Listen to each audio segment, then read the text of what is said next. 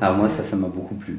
L'idée de la mère de famille, bien rangée, puis d'un seul coup, avec ce pétage. Méfiez-vous des mères de famille. Vous savez, le cœur de cible, les femmes de moins de 50 ans, celles qu'on cible avec la publicité. Méfiez-vous, méfiez-vous. Oui, c'est ça. Oui. La bonne ménagère de moins de 50 ans. C'est ça. Mais elle n'est pas toujours calme, Ah bah, la bonne il y a beaucoup de ménagère. secrets. Elle en a, oui, elle a du temps aussi, beaucoup de temps. Parfois. Enfin, Pour faire des bêtises.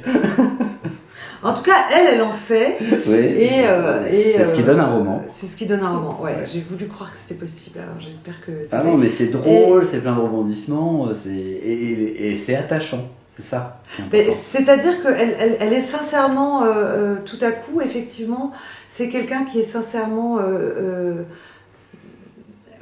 débordée par sa colère, déroutée par le monde qu'elle découvre, et c'est comme si elle se disait mais j'étais aveugle, les écailles lui tombent des yeux, si je puis dire.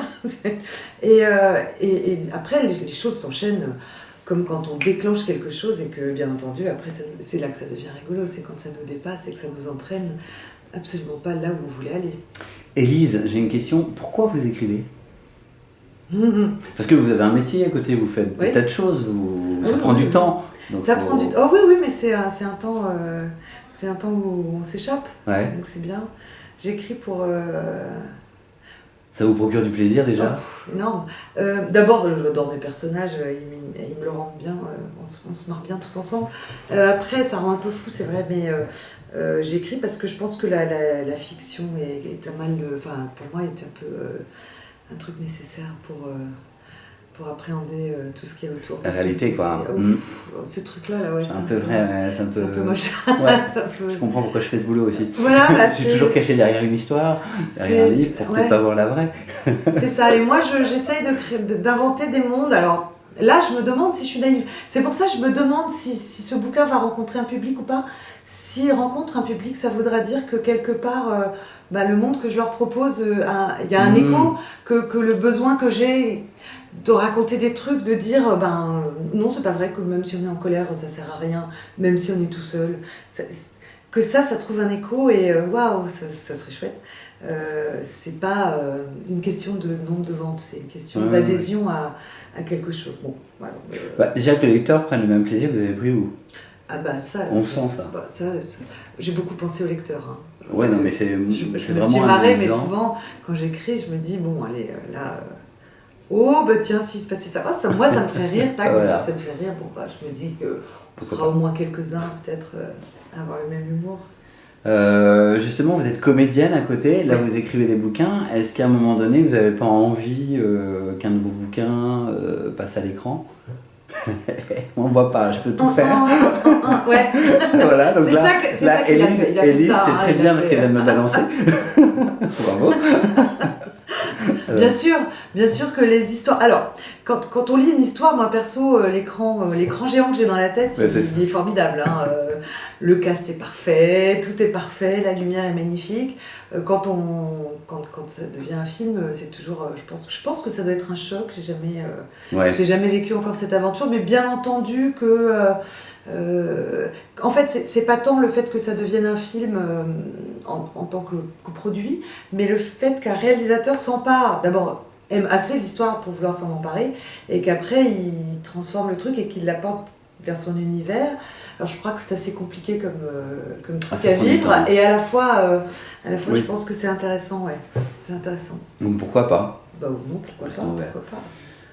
Un livre l'année dernière, un livre cette année, oui. Un troisième l'année prochaine ? On n'écrit pas il est dans ma tête, le troisième, mais il n'est pas encore commencé, contrairement à celui-ci qui était déjà entamé au moment où parce que c'est du boulot, hein, nous les avale, on est cruel les lecteurs. Non, c'est un bonheur. Les avale en 2-3 jours. Et c'est comme quand on prépare un repas pendant des heures et que les gens mangent en très peu de temps, c'est pas grave.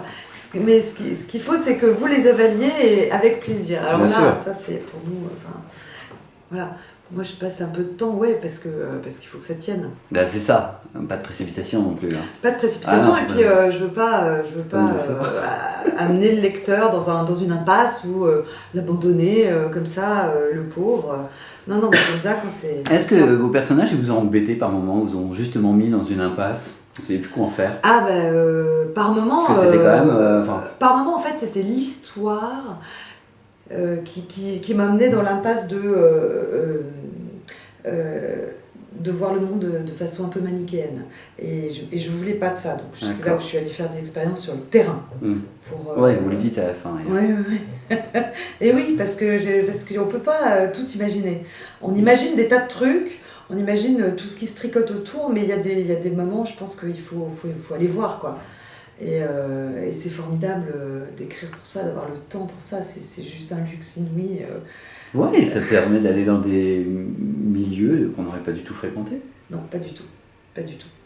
Mais qui sont intéressants et c'est bien que ça existe. C'est votre zone interdite à vous. Voilà. Élise Thielroy, un grand merci pour cet entretien. Mais merci à vous. À un moment donné, il faut s'arrêter, c'est trop bien. La simplicité du coup de massue, c'est votre roman aux éditions Belfond, c'est le deuxième.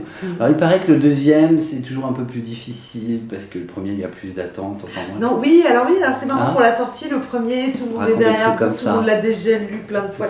Et le deuxième, à la fois ça ne se ressemble pas. On se dit, les livres se suivent, ça ne ressemble pas. Le deuxième, on vous attend moins. C'est ça. Et quelque part, j'espère bien que le petit coup de massue, sans qu'on l'attende, on le sent quand même passer. Nous, on fait tout pour que nos internautes se prennent le coup de massue de manière simple. C'est une massue gentille. On est adorable, on est bienveillant. Oui. On est à la fringale. C'est pétillant, c'est sympa. Voilà. Donc, Élise Thielroy, merci beaucoup pour votre première sur la fringale culturelle. La simplicité du coup de massue, c'est votre deuxième roman, disponible en librairie aux éditions Belfond. Un grand merci. Merci beaucoup.